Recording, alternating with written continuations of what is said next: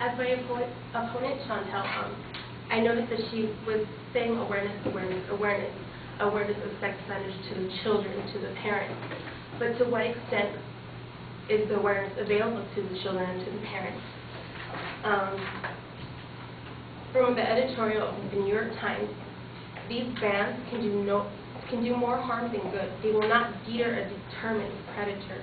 Many law enforcement officials, including parole officers, have observed that they tend to bunch sex offenders in a drug-infested, run-down neighborhoods that are poorly suited for anyone trying to turn around their life. So if a claim stated by Kevin, standardizing Megan's Law would yield direct information to the people.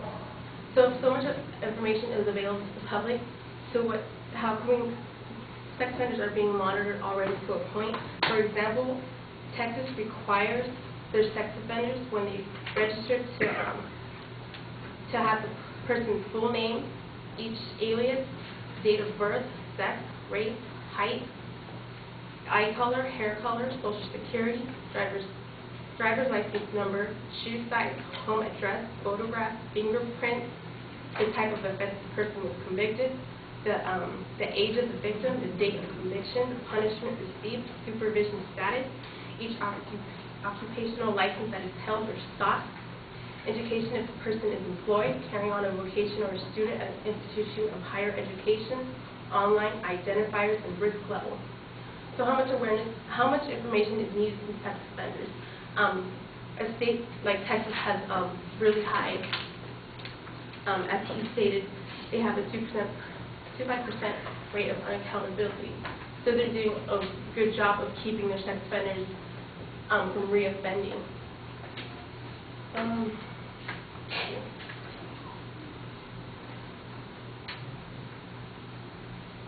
And many other states are requiring just the same as much information for when they do register.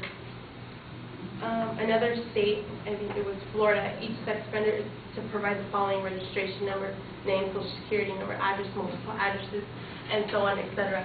It's the same exact thing as Texas. So allowing other states to follow by example is pretty much is what states are trying to do. They're implementing a new plan. Another editorial from New York Times. 2 weeks ago, a unanimous decision in New York, Jersey appeal court ruled that such ordinance conflicts with the state's Megan's Law because they interfered with the broad discretion given by the two parole officers to decide where sex offenders may live. By arbitrarily ruling out certain areas, the judges suggested the ordinance could deny the offenders access to public transportation, treatment programs, and employment.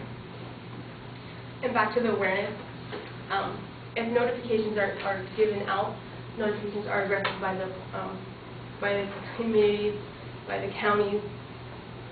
An example from an editorial, another article from New York Times on March 6, 2005 by Robertson Campbell.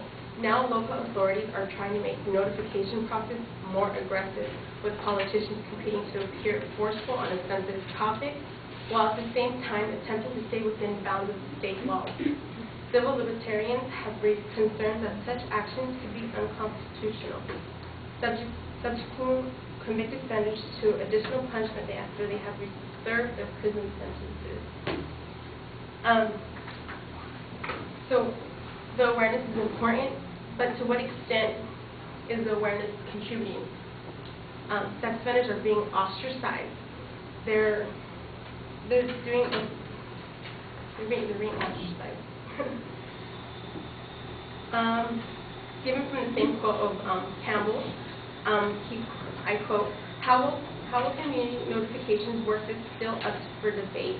A study in Washington State found no statistical significant difference in rates of recidivism between sex offenders in communities where there was a broad notification and those in communities where there was little notification. So if more awareness is given, there's no, stated by Robertson, there is no difference between the recidivism of a sex offender. I'm going to cut you off because it's almost 5 minutes now and you're only supposed to be 4. Thank you. Okay.